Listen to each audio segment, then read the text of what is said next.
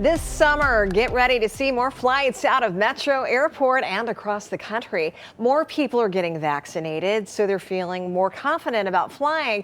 And earlier this month, the CDC updated its guidance on travel for people who are fully vaccinated. The CDC says if you've been vaccinated, you won't need to get a COVID-19 test before you travel, and you won't need to self-quarantine when you get back as long as you take precautions while traveling. And that includes wearing a mask, avoiding crowds, socially distancing, and washing your hands frequently. Now, if a vaccinated person wants to travel internationally, you don't have to get a COVID-19 test before travel unless it is required by the country that you're visiting. And you must have a negative test result before boarding a flight back home to the U.S. between 3 and 5 days before you return. But you don't have to self-quarantine after returning to the U.S. unless required by your state or the city health guidelines where you live. Now, I know many of you COVID fatigue folks are ready for some leisure time here in the States or abroad, and I sat down with one eager traveler and a couple of experts for what you need to know so you don't waste your money. Domestic flights are hot right now. Fares are heating up too. David Sparrow shared on my Facebook page, Vegas at the end of the summer, booked it 6 months ago, was cheap. Tickets now have tripled. Flights abroad are also in demand. I have my passport. I'm ready. My first trip is to Jamaica. Rhonda Phillips, a travel buff from Detroit, is planning a July beach getaway for her birthday. She's going with a group, but was one of the first to book her ticket. We checked the flights and they have gone up. So how much did you pay for your flight?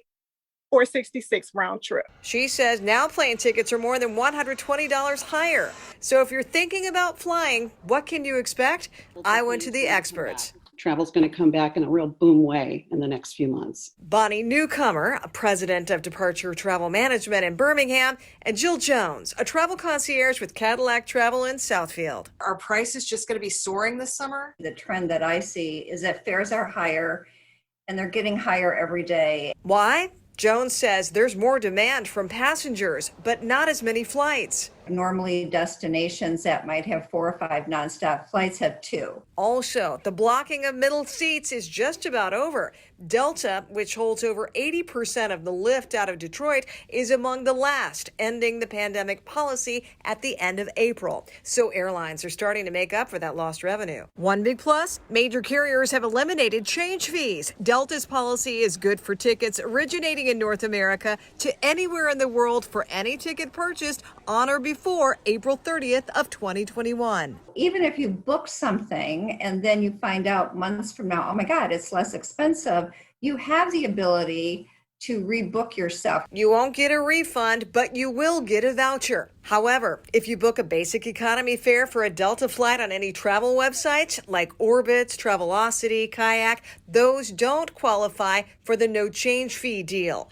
So what are the destinations most in demand? Florida is extremely popular, needless to say. It has been for spring break and it will be going into the summer. But out west into Colorado, Wyoming, into the national parks areas, that all is starting to book up now. Bonnie Newcomer suggests you consider a travel package with health insurance, especially if you're flying abroad. And plan early to avoid sticker shock, which I recently experienced when booking a flight to South Carolina. The ticket for just leaving on Friday, coming back Sunday in June was $1,500. And the prices will continue to rise. Rhonda Phillips is glad she booked her flight to Montego Bay 2 months ago. I wanted to go ahead and get it while it was affordable for me.